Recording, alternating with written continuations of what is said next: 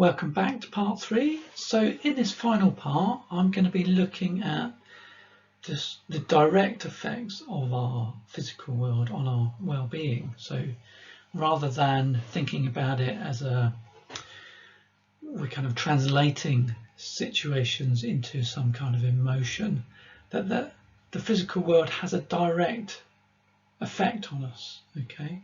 And that's not to be underestimated. So when we look at the ways in which nations particularly have tried to understand well-being, you can see that it's kind of in there as part of that assessment. So this is a list of factors used by the United Nations to assess the well-being of different nations. And within this list, so you can see we've got subjective well-being in there, and lots of other factors. Okay, so this subjective well-being is just one on the list, but also you can see that some of these factors are inextricably linked through the physical world to subjective well-being. So health status, for instance, health and illness, disability, for instance, immediately comes into effect subjective well-being. Environmental quality, so whether or not we live in a kind of polluted environment, whether or not the weather is inhospitable, is it an easy place to live? And then looking at material living conditions. So in this sense, looking at the factors used by the UN, income and wealth, jobs and earnings, okay, that doesn't quite reflect the ways in which that plays out in one's physical experience. Okay, so the amount of food one has, the possibility to take time off from work, etc.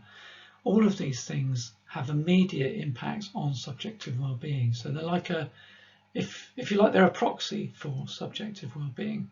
But it's interesting to look at how these play out in relation to different factors. So I'm going to pursue some of these in a bit more detail, so you can just have a little think about how it plays out.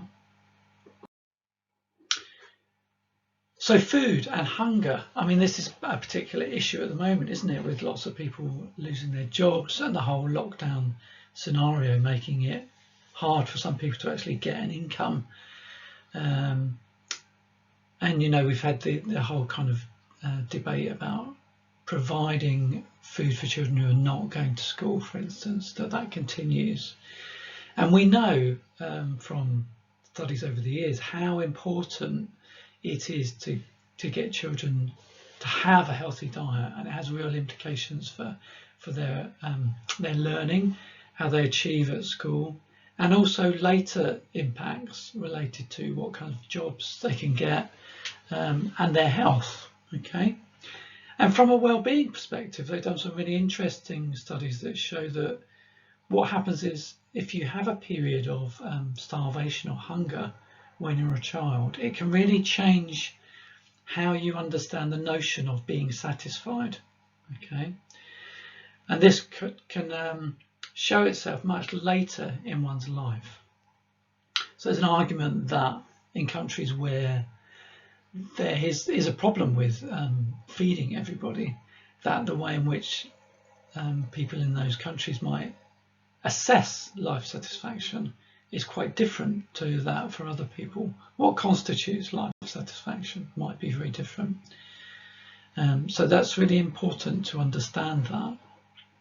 Now, for the most part, in Western countries, developed countries, you know, the shortage of food is less of an issue. Okay, I'm not saying it doesn't exist, but it's less of an issue. And what comes into play then is how we use foods in relation to our emotions and our kind of to kind of gain a sense of satisfaction in our lives. And we know that certain foods, for instance, are comfort foods, and I'm sure lots of us are eating those at the moment. And that there's kind of, when we look at the kind of underlying physiology in relation to eating these foods, we know that there are real kind of hormonal changes that happen in relation to the happy hormones. So oxytocin, serotonin, dopamine. If we look at those foods that are considered comfort foods, we can see why they are perhaps a bit addictive and sought after in times of stress. So chocolate, okay, we know chocolate stimulates the release of oxytocin, dopamine, endorphins, serotonin, all of which I've mentioned in relation to the happy hormones. And obviously it's been known for a very long time that chocolate has this capacity. So it actually has quite a strong physiological effect, as well as that kind of psychological sense of what will make me feel better. Caffeine, okay. Caffeine works in a very different way. So it works in the same way as stress in some ways. It increases cortisol. It makes us more alert, but also brings with it a sense of anxiety. And so if you're drinking too much coffee, you can get the same effects of kind of prolonged stress. Okay, so it's really important to balance the use of caffeine with other kinds of things that you're doing in your life, like exercise or I don't want to say chocolate, but there are other things that one needs to take into account if you're drinking coffee and you're using it as a way to maintain your alertness, particularly if you're studying, for instance. It has long-term effects. Other foods that we know are food components that we know are really important in terms of balancing some of the kind of the stressed and anxious aspects of modern living are things like omega-3 fatty acids. You've probably heard about this on every diet program, but we know that it has an important effect on serotonin, which can be really, really useful for stabilizing mood. And some of the more perhaps unnoticed elements that are in our food, such as iron, can be really important, and this is true for B vitamins as well, really important in dealing with things like fatigue, lethargy, poor memory, concentration. So, at times, rather than turning to the caffeine, it might be worth thinking about iron, okay, and B vitamins to deal with some of those kind of feelings of exhaustion or feeling overstressed. So we know from research that's been done that these foods have an effect on mood. Now we'll all be familiar with this one, the effect of the weather on our moods, particularly at the moment when the sunshine has reappeared. So studies show that life satisfaction, okay, that feeling of long-term satisfaction with one's life tends to increase the more sun we get, okay, but also in relation to lower wind speeds and lower air pressure, which I thought was a really interesting part of this research. And sunshine in particular, of course, we're all familiar with that. It interacts directly with the retina, so it's really important when it's sunny that we get out in the direct sunlight and get some sun into our eyes, okay? And we probably know it more from the kind of adverse effect of a lack of sunshine that we know is kind of related to lower mood. But sunshine can put us in a better mood as well in the moment, of course, improve our memory and our cognition. So in some ways it has a kind of waking us up kind of effect as well, which we're all familiar with. Now we all know how important getting good sleep is, and maintaining a good sleep rhythm is one of those casualties of another one of those casualties of the pandemic. So the hormones melatonin and cortisol are really important for maintaining our kind of sleep rhythm, that kind of waking, sleeping rhythm. And they kind of counterbalance one another throughout the day and night. And so if we are overstressed, that can increase the amount of cortisol in the body and undermine the effects of melatonin, which tends to operate in opposition. And also serotonin plays a part in that. And I think it's interesting that, you know, what's been going on with coronavirus has really knocked sleep more than anything else, I think, for me personally. So studies that have been done really recently during the pandemic show that in an international survey, 58% of people had experienced some sleep disturbance during that time, and 40% of them were having lower sleep quality. So the sleep they were getting wasn't as rejuvenating as they were familiar with.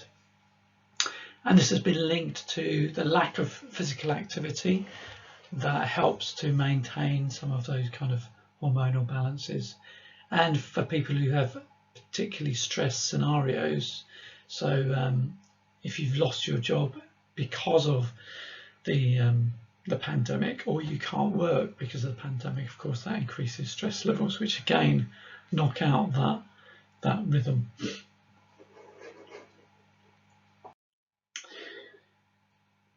So as I was saying, so chronic stress, as we know, because it increases cortisol levels, is likely to disturb sleep. Also, we know that the particular kind of light that you get in tablet computers or mobile phones also disrupts the sleep patterns, okay, because it's telling the brain that it's daytime when it's actually nighttime. So it's actually the kind of light that you get in iPads and tablet computers, rather than the fact that there's some light on. So that's why warmer light is sometimes better at night rather than these bright blue lights. And long term, you know, sleep disruption can have real profound effects on our mood and our well-being. Okay, so it's really important to get sleep right, and important ways of managing that. And one of the ways, of course, is exercise. So there have been some really great studies on exercise showing how important it is for maintaining sleep patterns. And we know quite a lot about what exercise does. It releases some of those happy hormones, endorphins, as I was saying in part 2, which is about a kind of pain relief, an opiate within the body, as well as dopamine and serotonin. Dopamine, which is one of those things that encourages motivation, encourages us to do things again. And we know that exercise has a direct effect on mood states, and it can stabilize some of that cortisol within your body, okay, dissipate some of that cortisol by getting the blood to pump around your body. So this week we're going to be looking at exercise as a kind of well-being activity, so more on that later, but definitely a good one to be engaged in at the moment.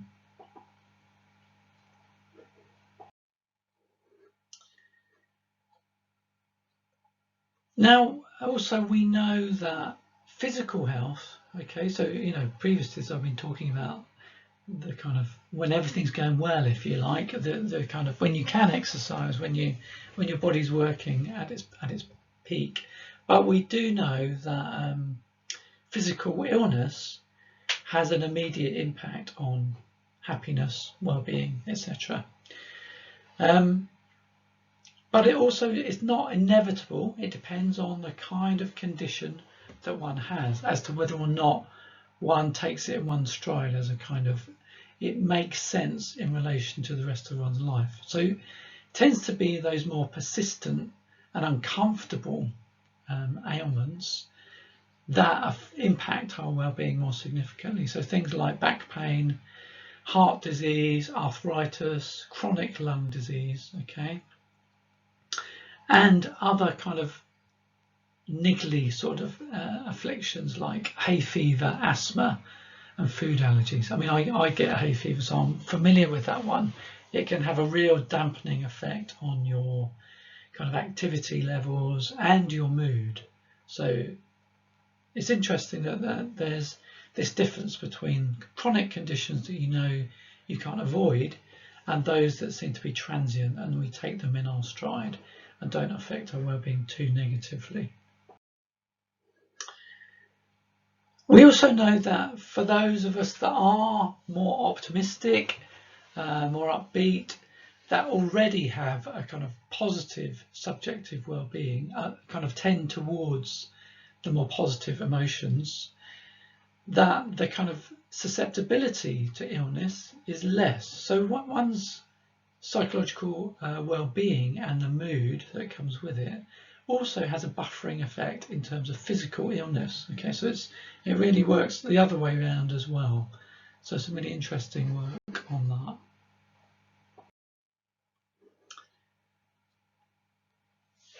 And another thing worth mentioning is when people are involved in serious accidents or they get a chronic illness that makes them disabled, this can obviously have a serious impact on one's subjective well-being. Okay, and this does seem to, over time, this does lessen, but there's a real kind of acknowledgement that physical disability does impact the possibilities for well-being. Okay, one's notion of what counts as life satisfaction, because there's this, in a sense, there's having to reinvent who you are and how you engage with life in order to make sense of those kind of physical changes.